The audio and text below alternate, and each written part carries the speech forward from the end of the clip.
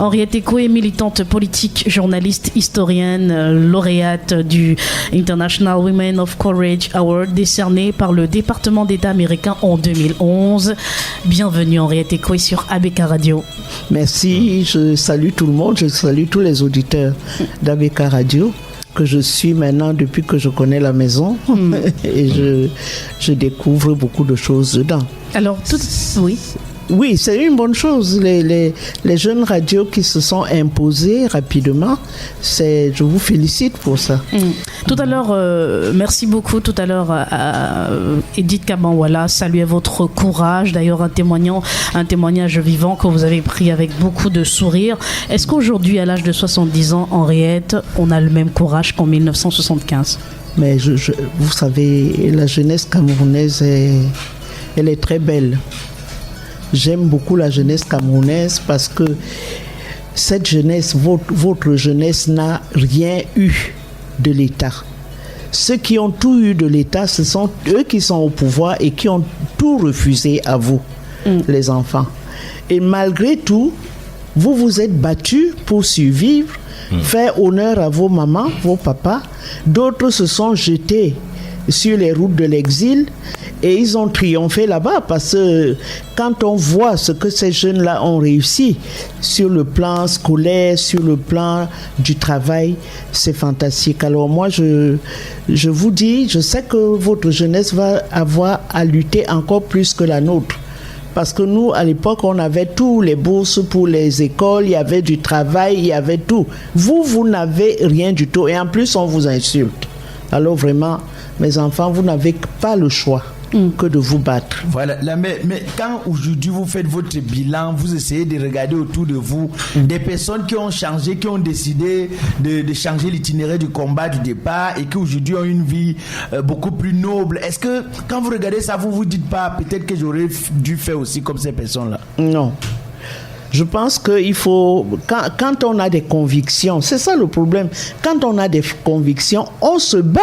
Comment pouvez-vous penser que 60 ans de vie d'une démocratie, d'un État, il y a 2 présidents de la République en 60 ans, entre nous? Si vous regardez ça, vous avez toutes les raisons pour vous révolter, vous battre. Aujourd'hui, les enfants d'une certaine région ont la vie plus facile que vous.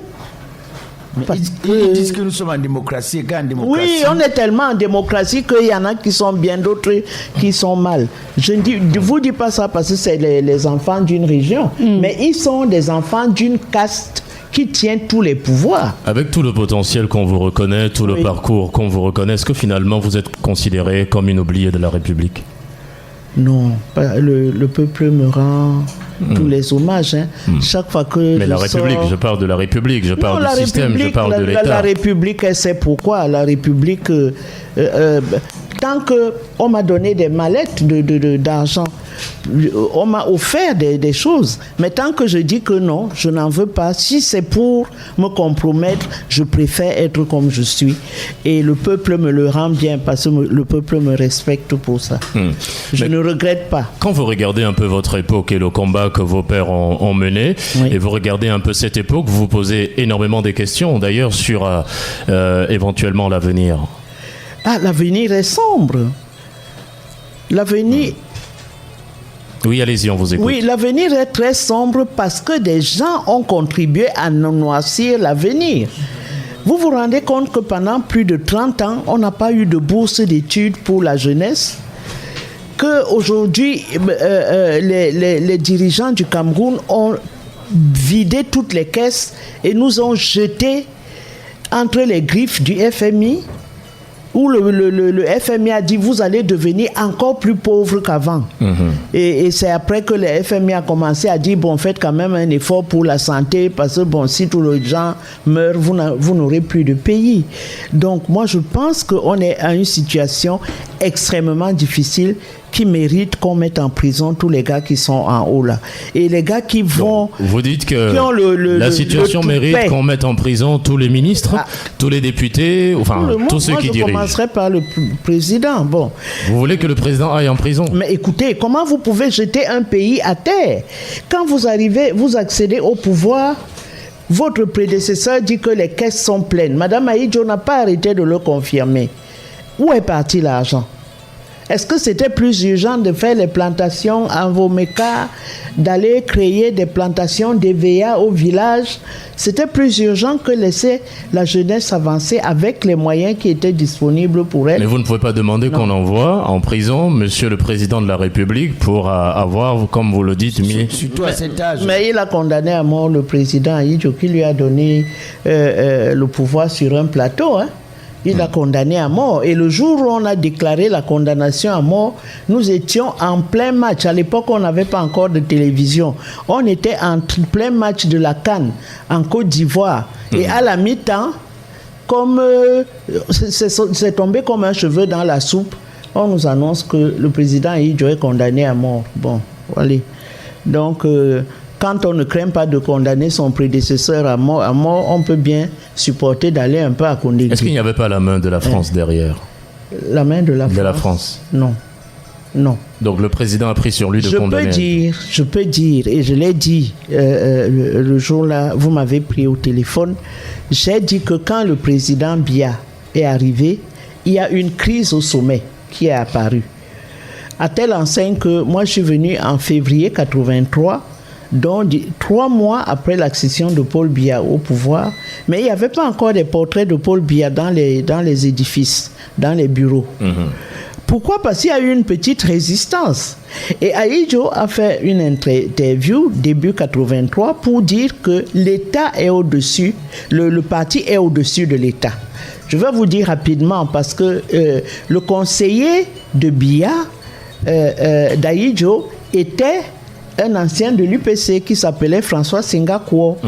Et quand vous voyez, par exemple, quand il y a les congrès en Chine, pays communiste, c'est au congrès qu'on désigne, non seulement qu'on définit la ligne politique, et c'est au congrès qu'on désigne ceux qui vont appliquer cette ligne politique, c'est-à-dire le chef de l'État et ses ministres.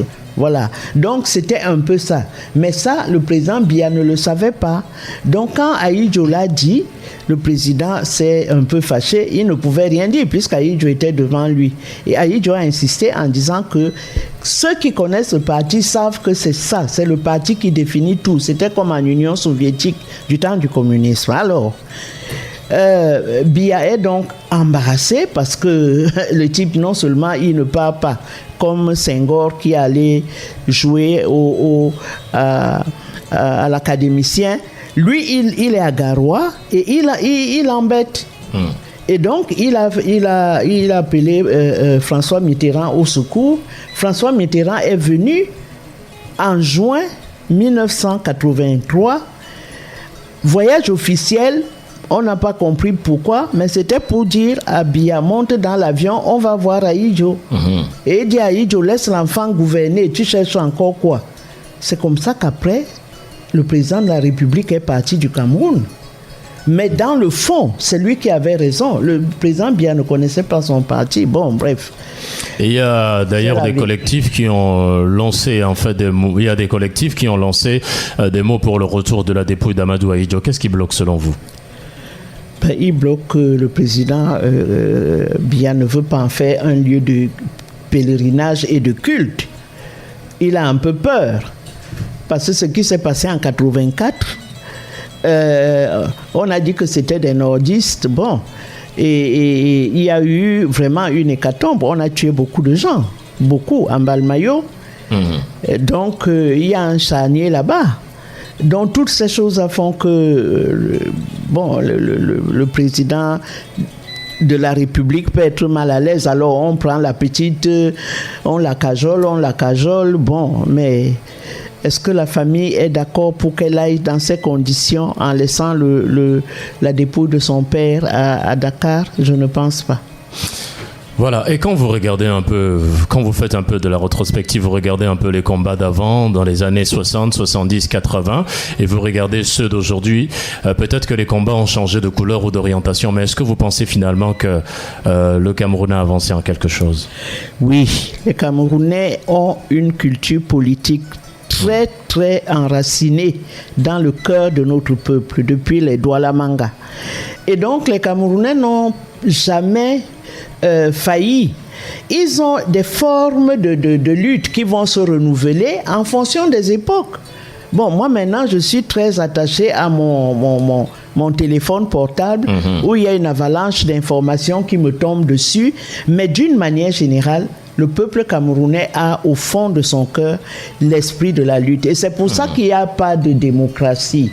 Il y a une dictature qui est déguisée en démocratie, alors que tous les jours, on attrape les gens, comme Essama, on lui enlève sa moto, on demande aux gens, il y a des mouchards, il faut qu'on dise qui a fait quoi. Que les sous-préfets empêchent la démocratie de s'exercer comme elle est prévue dans notre constitution, c'est qu'on n'a pas un état de droit. Rien que ça mérite une lutte à mort. C'est tout. On s'est battu pour mettre fin à la dictature du parti unique. Le président est là, mais il concentre tous les pouvoirs entre ses mains. Hein? Bon. Il crée même une armée sans prévenir l'Assemblée nationale. Il crée le BIR. On ne sait pas pourquoi. Est-ce que les débats autour de l'invisibilité du président de la République sont des débats qui vous concernent aussi? Ça concerne tout le monde. Regardez l'histoire du Covid-19. Comment le chef de l'État, tous les chefs d'État sont sortis, ont pris la parole. Il n'y a que lui. Bon, quels sont les moyens qu'on a mis? Parce que mais il est finalement sorti aussi. On vous dira que le fait de prendre la parole ne baisse pas les chiffres de la contamination. Non, qui sortent. On a dit que c'est lui seul qui peut gérer le pays. Les autres sont des amateurs. Alors, sors quand il pleut. Sors quand il y a de l'orage. Viens calmer ton peuple qui est angoissé. Hein? Est-ce qu'il a acheté des respirateurs pour que ce soit à la portée de tout le monde? Heureusement que, j'avais dit ça quelque part, j'ai dit que, on m'a dit, ouais, voilà, ça arrive. J'ai dit que oui, le président est le seul homme qui est ultra riche dans notre pays, qu'il affrète des avions, qui nous apporte le matériel respiratoire. Mais s'il ne fait pas ça, on va tomber en brousse, et c'est ce qui est arrivé. Tout le monde est tombé en brousse pour chercher les écorces. Voilà. Alors tout le monde est tombé en brousse pour chercher les écorces. Alors Valsero parlait tout à l'heure des gré à gré et il parlait éventuellement de l'implication des journalistes aussi dans la perspective de changement. Est-ce que vous pensez que les journalistes aujourd'hui sont peu impliqués? Jusqu'où les journalistes peuvent aller dans justement la perspective de changement? Jusqu'où on peut mesurer leur implication? Depuis 1990, la presse a été au front pour la démocratie. Figurez-vous que c'est la presse privée qui de temps en temps va faire une pour dire à Paul Biya que ton mandat à la tête du RDPC est forclos. Et c'est là qu'on appelle les gens rapidement, on fait un congrès en un jour et puis il ressort avec son mandat, il va dormir. Donc la presse a fait un travail important. Les journalistes étaient tout le temps devant les tribunaux, d'autres ont été en prison, d'autres on a éteint leur journal parce que ça n'allait pas, on demandait des amendes, etc. Biya a clochardisé la presse. Je vais vous dire, quand je vais en Côte d'Ivoire en 2000, un rédacteur en chef a 500 000 francs CFA. Un journaliste qui commence seulement à entrer dans une salle de rédaction, en 2000, il a 150 000. La convention collective des métiers de la communication est respectée. Oui, non seulement ça, l'argent qu'on donne aux médias est tellement important, c'est plus de 4 milliards ou 5 milliards. C'est-à-dire que vous êtes dans votre rédaction. La subvention à la presse publique. Oui, les subventions à la presse. On demande le compte de votre compte. On peut vous déverser 200 millions. Ou le directeur de l'organe de presse peut vous dire allez prendre les ordinateurs portables, allez prendre des crédits auto et tout ça. Il y avait une aisance. Hein? Un rédacteur en chef en Côte d'Ivoire ou au Gabon n'avait pas moins de 800-900 000 par mois. Et pourquoi est-ce que vous avez dit d'ailleurs, pointant un doigt accusateur sur M. Biya en disant que c'est lui qui a clochardisé la presse, et on veut savoir dans quel intérêt ce système voudrait bien clochardiser la presse? Parce qu'on se souvient qu'il y a la convention collective. Parce que la presse, c'est comme une épine au pied. Il y a la convention collective qui avait déjà été signée en 2010. Jusqu'à aujourd'hui, elle n'est pas du tout appliquée par les médias. Elle n'est pas appliquée parce que les patrons de médias disent qu'il n'y a pas d'argent. C'est ça. Et récemment même, j'ai vu comment dans la presse même, on a de moins en moins, je parle de la presse écrite, évidemment, de moins en moins de publicité. Ou même quand il y avait la publicité, c'est l'annonceur qui fixe son prix. Il dit, bon, tu veux une publicité, je ne peux pas te la donner. Là où on nous donnait une page à 400 000, parfois 500 000, le type dit que moi j'ai 150 000. Et tu cours pour attraper les 150 000. Voilà. Donc la presse a joué un très grand rôle.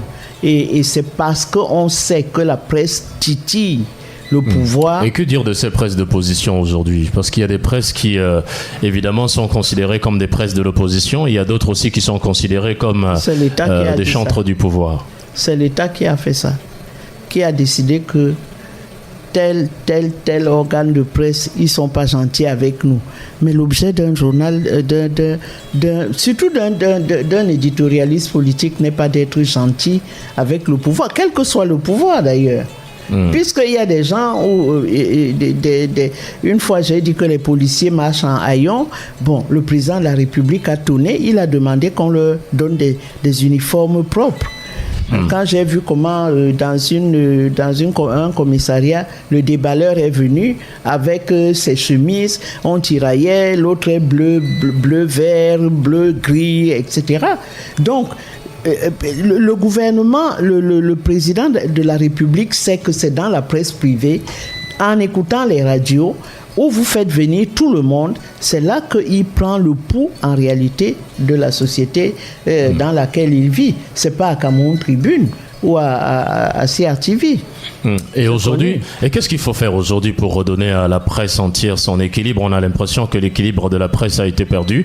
D'ailleurs, si je cite quelques médias, je vais citer quelques médias et vous me direz si ces médias appartiennent soit à l'opposition ou soit au parti au pouvoir en fonction de la perception qui est renvoyée dans l'opinion. Alors, si je dis CRTV. CRTV, c'est l'État. Oui. Si je dis Equinox. Equinox. Là, ça devient compliqué. Très. Non, Equinox, c'est le journal c'est la presse privée. C'est toujours la presse privée. Vous n'avez pas dit si c'est de l'opposition ou si c'est du parti au pouvoir.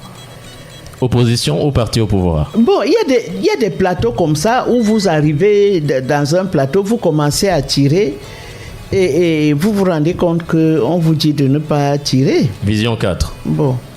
Vous voulez un dessin? Vous n'avez rien dit. Non, mais Vision 4, ça se voit.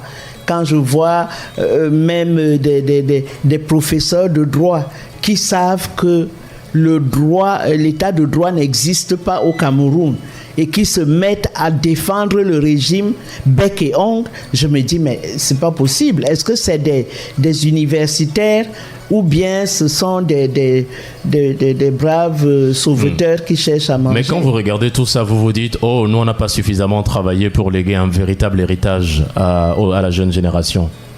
Quand on voit un peu cette déperdition dans la presse, cet irrespect de la déontologie et des canons du métier. On a appris à la jeune génération à se battre. D'abord, elle n'avait pas besoin de nous puisque c'est des dieux. Je veux vous dire, c'est la jeunesse qui a conduit les villes mortes. 6 mois de villes mortes, c'était la jeunesse qui était devant. Parce que ça ne va pas, ils n'ont pas de bourse, ils n'ont pas de travail. Et 2008, c'est encore la jeunesse qui était au front. Donc je ne pense pas que notre jeunesse est déméritée. C'est vrai qu'on leur a troué la peau parce que quand on voit un leader, on ne peut pas tirer sur lui. Mais beaucoup de jeunes sont morts en 91, en 92 et en 2008. Mais on a l'impression que les temps ont changé. Est-ce que les jeunes aujourd'hui sont encore capables de se mobiliser et de sortir comme à une certaine époque où on voyait les Oumniobé, André-Marie Mbida qui étaient tous jeunes, qui sortaient, qui se battaient éventuellement pour la nation? On a l'impression aujourd'hui qu'il y a un égoïsme, qui a un esprit individualiste qui a gagné un peu les mentalités. C'est pas de l'égoïsme. C'est pas de l'égoïsme.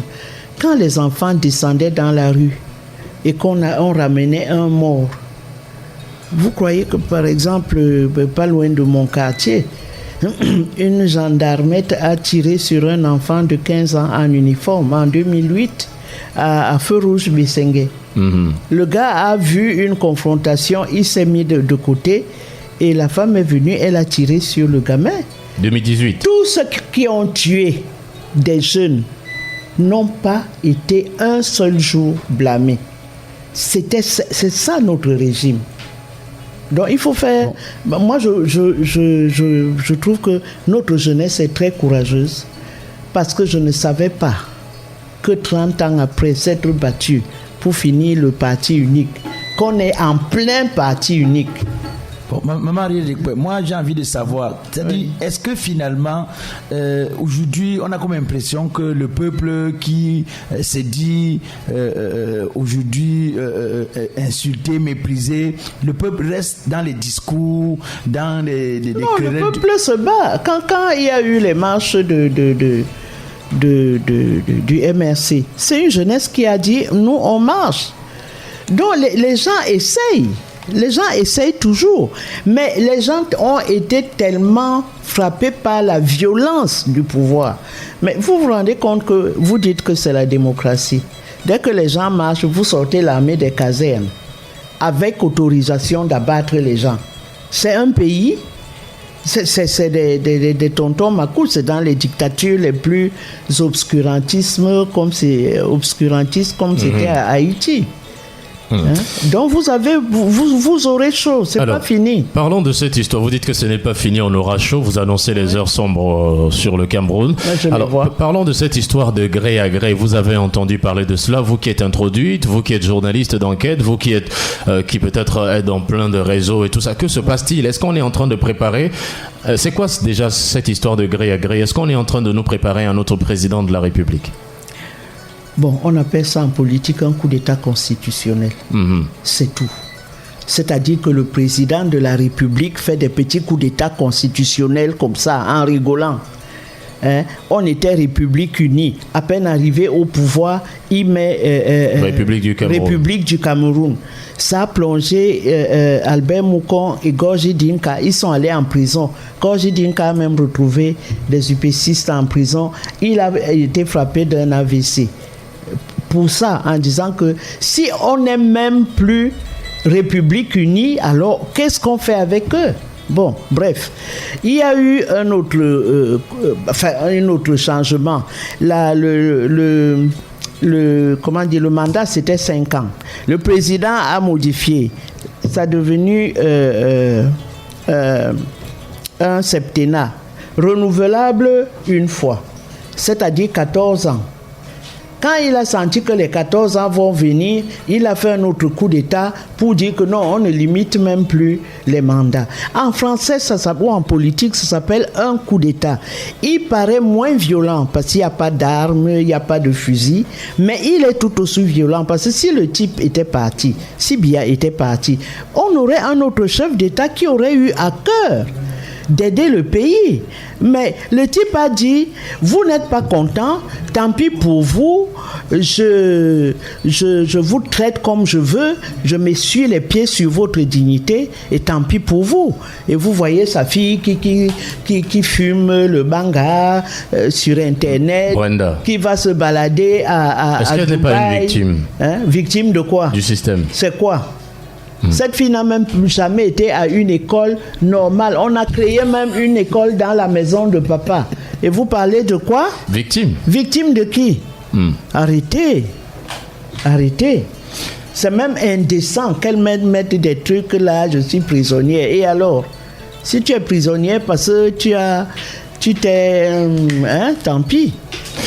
Donc, alors, est-ce que vous ne pouvez pas, est-ce que l'hypothèse que le président, puisqu'elle dit qu'elle est prisonnière, est-ce que l'hypothèse aussi que le président de la République soit un peu prisonnier d'un système, soit un peu englouti dans un système? Non, on nous a vendu ça, Luc. On nous a vendu l'histoire de le président est bon, c'est l'entourage. C'est ce président qui dit à chaque élection, allez leur dire que je suis le seul capable. Les autres sont des aventuriers. Gère alors.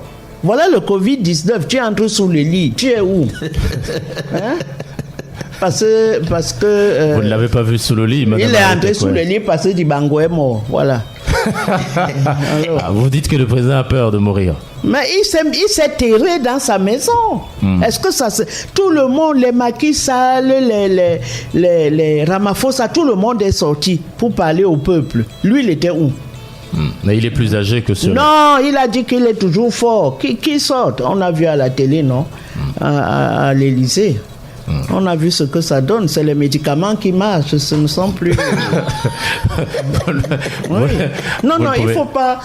Quand vous voyez les photos d'un jeune homme qui était vraiment vigoureux, en 82, ça devient indécent de se traîner là. Indécent. Et c'est pas l'entourage, lui-même veut rester, c'est pas l'entourage. Il faut pas dire que l'entourage est mauvais. Quand le président Ahidjo a décidé de partir, il y a les gens, les Ebois, tout ce monde, la madame Ahidjo l'a dit. Ils lui ont dit non, tu peux partir, on garde la maison. Et comme tu es fatigué, tu es stressé, comme on dit. Et il vaut mieux que tu ailles te soigner. Et on te donne le pays après. Il a dit jamais. Voilà, on va prendre un appel ou deux appels, des gens qui veulent poser des questions à Madame Henriette Ekwe, parce que j'ai vu le téléphone sonner, on l'a pas dit, mais on peut prendre un appel ou deux appels, des gens qui veulent poser des questions ou bien qui veulent réagir. On va vers notamment la fin de cette émission. Alors, Madame Henriette Ekwe, que faut-il faire? Non, quand je dis gré à gré, je dis que la dévolution du pouvoir, en cas de vacance du pouvoir, est inscrite dans le marbre de la Constitution. Tout ce que vous faites là, c'est des petits putschistes. Merci d'être avec nous sur ABK Radio. Alors, Madame Henriette Ekwe... C'est les putschistes. Les putschistes, qui sont les putschistes? Les putschistes, ceux qui veulent faire des arrangements de gré à gré. Non. Il faut bien qu'il sente qu'un jour il va partir. Quels sont ces gens que vous avez déjà identifiés et qui veulent faire le gré à gré? À commencer par lui-même.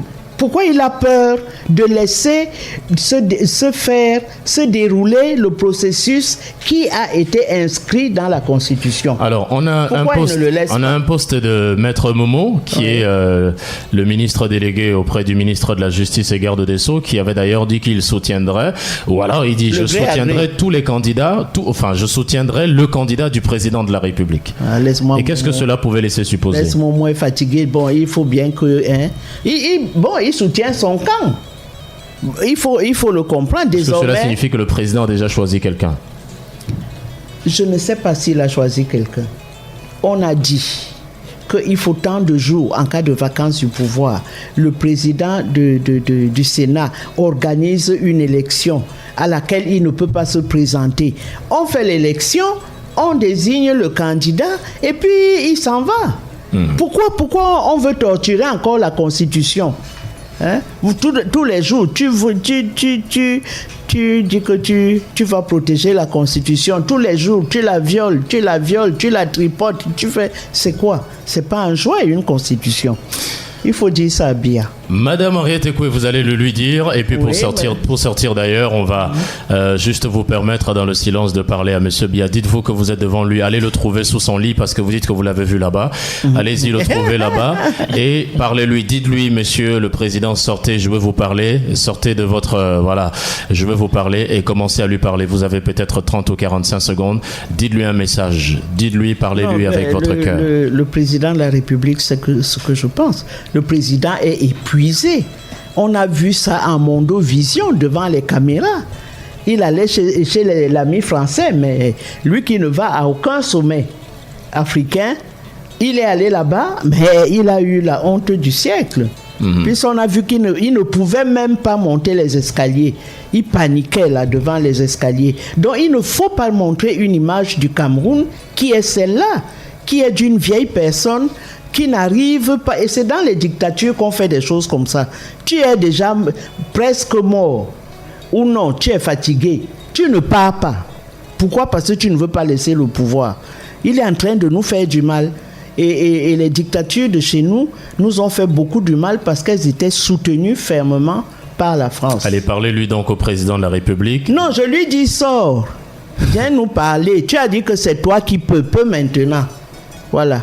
Bon, on met douleur, on met une fois douleur. C'est toi qui as dit que tu peux. Mais ils ont dit que c'est lui, que les autres sont des amateurs. On a dit la force de l'expérience amène l'expérience, on voit. Madame Henriette Ekouen, auditeur fait savoir que c'est pour ça que vous ne serez jamais nommé dans ce pays. Oui, oui. Et c'est pour ça que vous allez rester comme ça. Oui. Je m'en fous. Dites-lui merci parce que si c'est pour aller soutenir ça, je dis non. Je ne peux pas. Je ne peux pas l'accepter. Merci Madame Henriette Ekoué d'être venue sur ABK Radio, d'avoir partagé avec nous ces moments. ABK